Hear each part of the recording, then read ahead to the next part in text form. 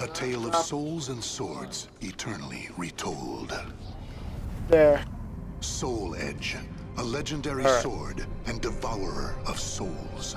Buried in the darkest reaches of history, it was brought back to light in the 16th century. The notorious pirate Cervantes claimed the sword as his own, setting everything into motion. Soul Edge adapted itself to its new owner by splitting into two. Possessed by the evil weapons, Cervantes began a bloody reign of terror, slaying all those seeking the swords without prejudice. Cervantes was eventually undone.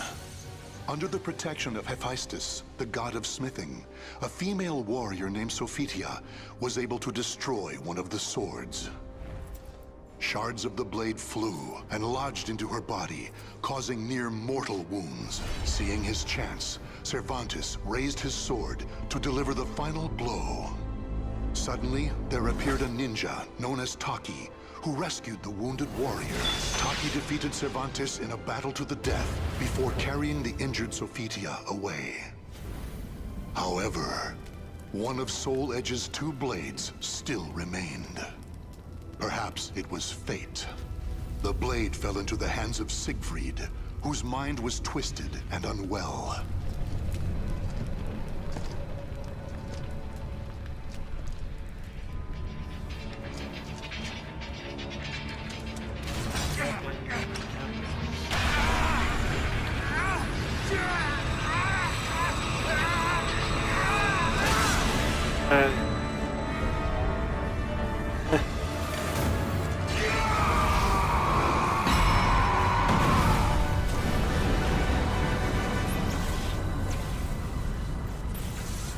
A pillar of light pierced the heavens, the product of rampant evil, the evil seed.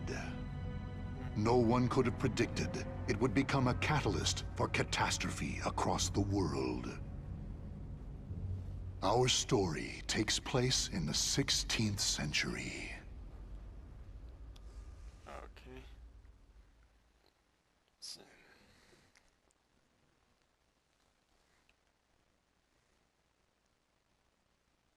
So is this a free?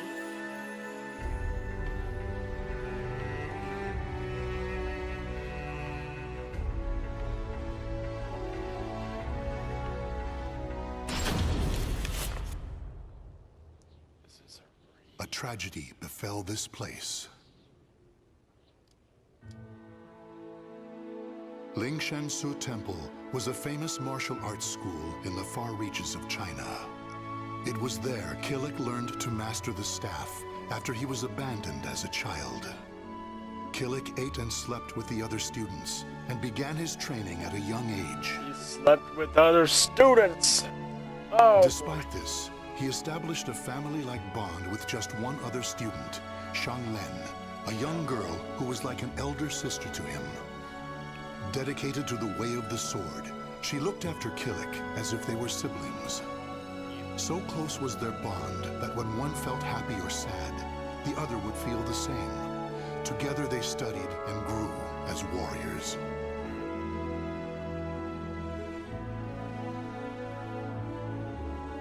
The years passed by.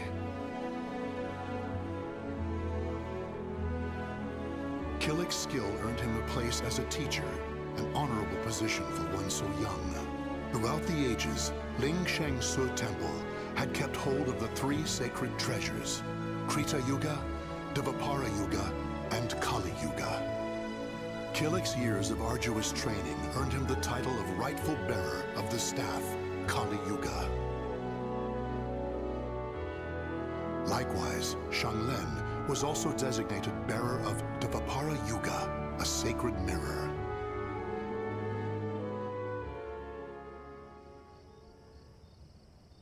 Our story begins on the night before the ritual for passing the treasures on to their new masters.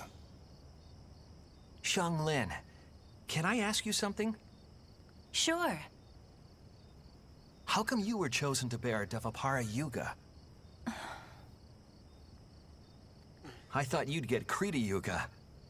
After all, you've dedicated your life to the sword. Killick, this is not easy for me to talk about, but I'm going to try. The Krita Yuga, it's no longer at Ling Shang Su. The sword has been gone for more than a decade. All that's left is the Kali Yuga and the Dvapara Yuga. Really? Surprised? Well, there's more. The one who stole the Krita Yuga was none other than my father. Oof. That's why I don't have the right to bear it. If I were to accept the sword, everyone would be up in arms. That's why, even though it was offered to me, I decided to decline. Of course, I love Ling Shang Su, and I do wish to see my studies through to their conclusion. It's just... I just don't want the sacred treasures, or my status as a sacred bearer, or anything else to hold me back. You know what the monks say. Fate is carved with your own hands. When I spoke to them about that, they decided to let me bear Dvapara Yuga instead. Now I can feel proud that I'm a sacred bearer just like you. You know something, Killick? What?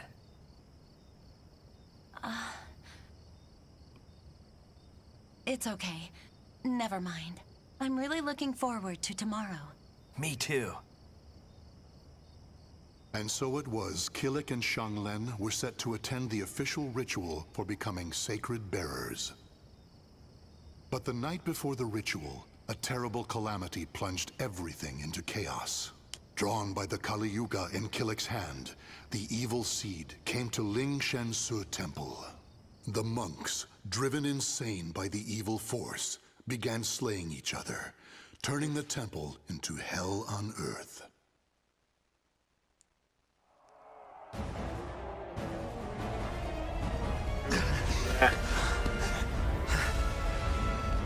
What have I done?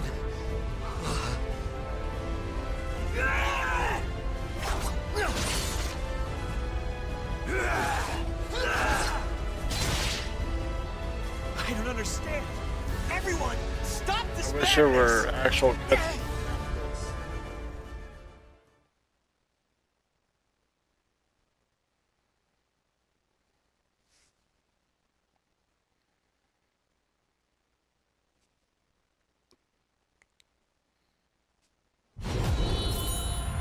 Oh, oh. Gotcha.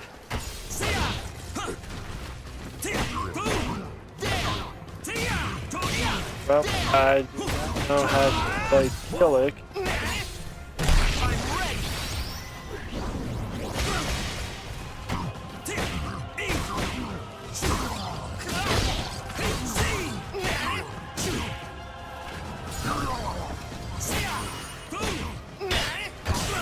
Could this be?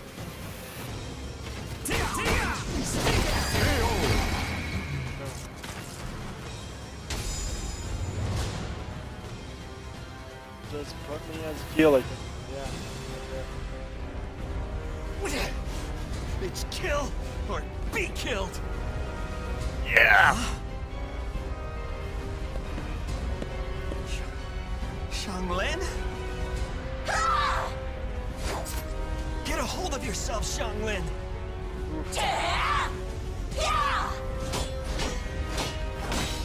Xianglen.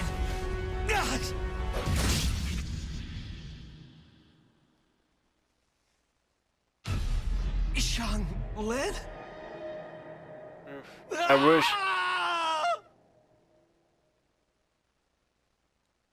I should died because if so, I'm gonna call bullshit.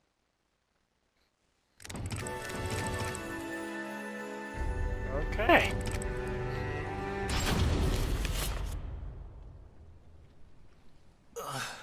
Where am I?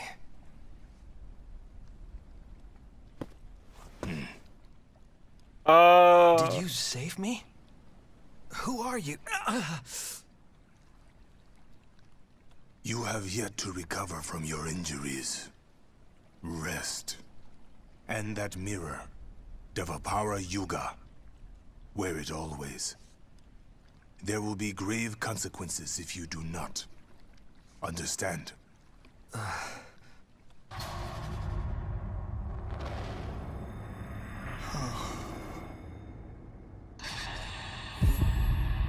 Xianglin.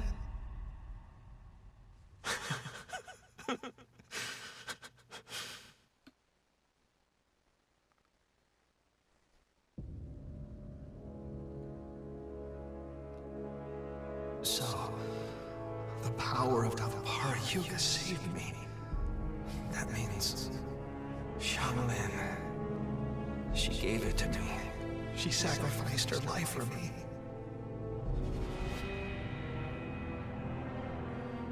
And then I, with my bare hands.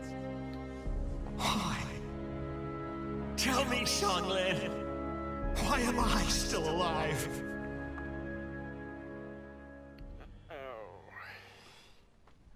Have you not realized yet? You are being protected. Devapara Yuga suppresses the evil within you. Evil? The old man proceeded to tell a tale. He told Killik about the evil seed. How Devapara Yuga had pulled Killik back from the brink of insanity. How Kali Yuga had the ability to absorb power, and how it was falling under an evil spell.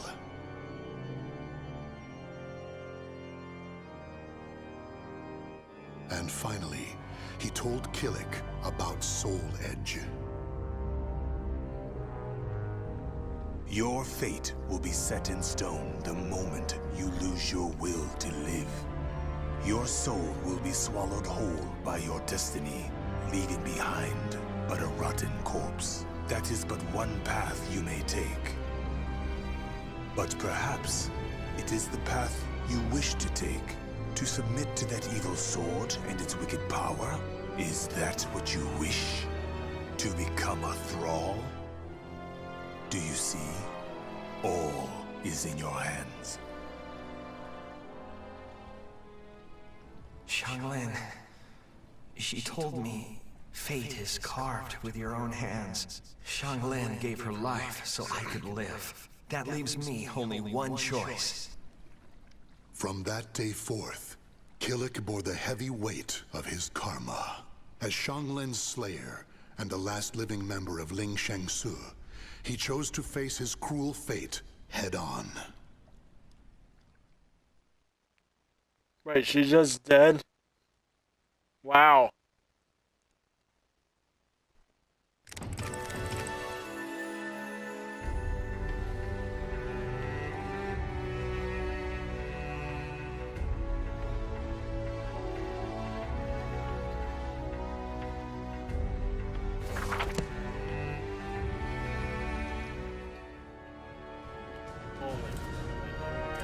Here we are.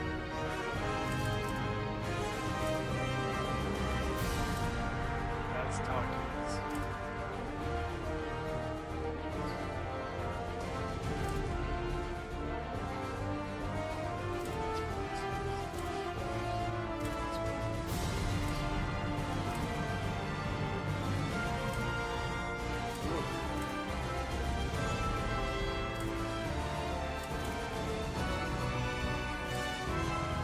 Look at all this. So basically, wow, Dahlem is really far up. Wait, Geralt is very...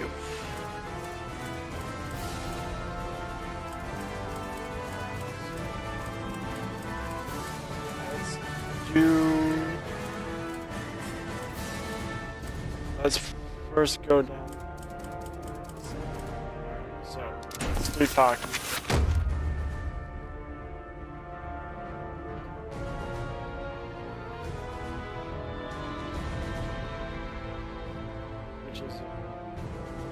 Which is weird because this.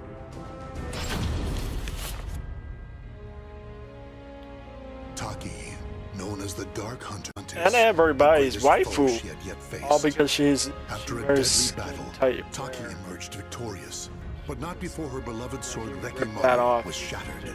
She returned Sophitia, the young girl she saved in battle, to her homeland, and then Taki, too, made her way back home to Japan. Foremost in her mind was the mending of her sword, which she intended to do using a shard of Soul Edge. Alas, the two swords were incompatible, and she had no choice but to give up. However, there was another sword she could try. The enchanted blade she hid before leaving Japan, Mekimaru.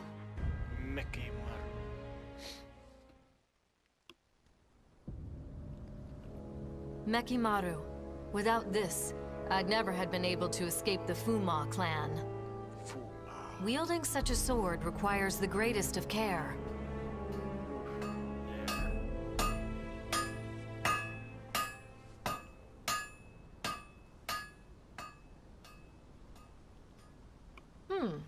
I had some idea, but I never expected Soul Edge and Mekimaru would fuse together this well. Wait.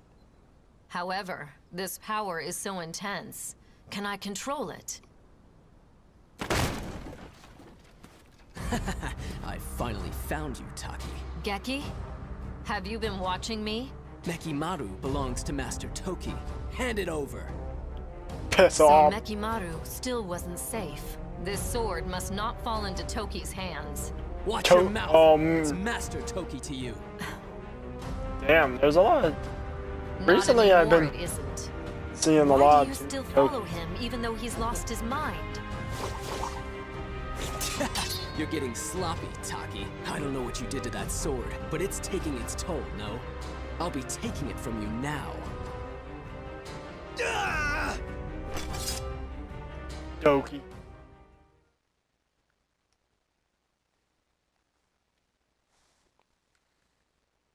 Alright, so... And Geralt is down the line soon.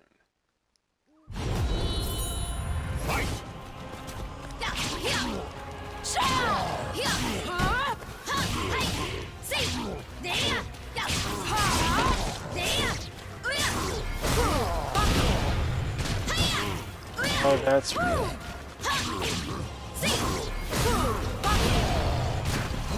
That.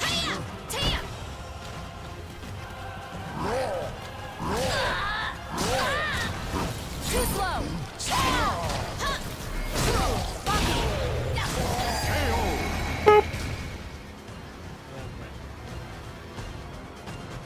There.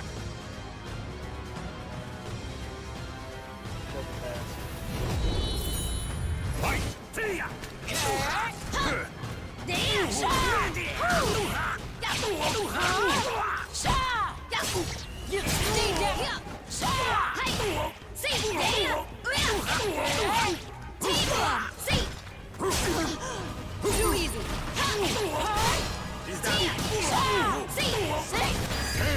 Alright.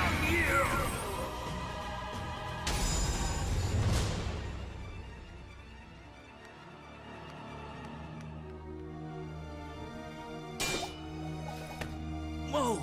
So this is Mekimaru? Damn! Let's see.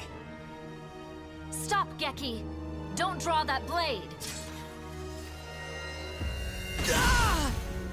Douchebag. What the? Ah! What? No!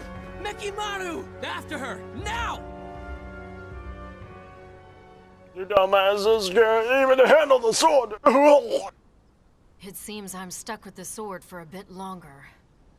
But its power is too great. Could I ever learn to master it?